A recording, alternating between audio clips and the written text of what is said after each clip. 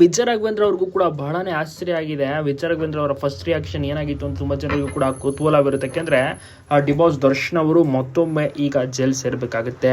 ಹೌದು, ಮತ್ತೊಮ್ಮೆ ಇವರಿಗೆ ಈಗ ಬೇಲ್ ರದ್ದಾಗಿದೆ. ಬೇಲ್ ಮೇಲೆ ಆಚೆ ಇದ್ದಿದ್ದು ಸಿನಿಮಾ ಚಿತ್ರೀಕರಣ, ನಾಳೆ ಸಿನಿಮಾದ ಸಾಂಗ್ ಕೂಡ ರಿಲೀಸ್ ಆಗ್ತಾ ಇತ್ತು.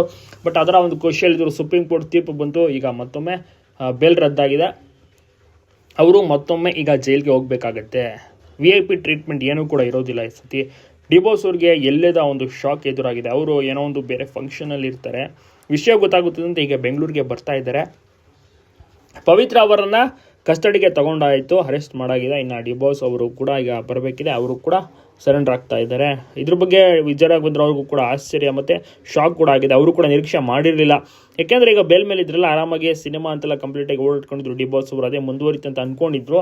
ಬಟ್ ಇದನ್ನು ಯಾರು ಕೂಡ ಎಕ್ಸ್ಪೆಕ್ಟ್ ಸಹ ಮಾಡಿಲ್ಲ. ಸುಪ್ರೀಂ ಕೋರ್ಟ್ ತೀರ್ಪಿದು. ಹೈಕೋರ್ಟ್ಗೆ ಬೈದು ಈ ರೀತಿಯ ಒಂದು ತೀರ್ಪನ್ನು ಕೊಡಿದೆ ಸುಪ್ರೀಂ ಕೋರ್ಟ್.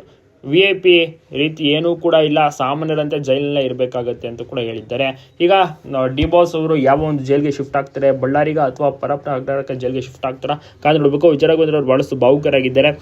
ಈ ಕಾನೂನು ಮುಂದೆ ಯಾರೂ ಕೂಡ ದೊಡ್ಡವರಲ್ಲ, ಎಲ್ಲರೂ ಕೂಡ ಸಮಾನರೇ. ಕಾನೂನಿಗೆ ಎಲ್ಲರೂ ಕೂಡ ಬದ್ಧರಾಗಿರಬೇಕು. ನೋಡೋಣ ಮುಂದೆ ಏನಾಗುತ್ತೆ ಅಂತ ಹೇಳಿದ್ದಾರೆ.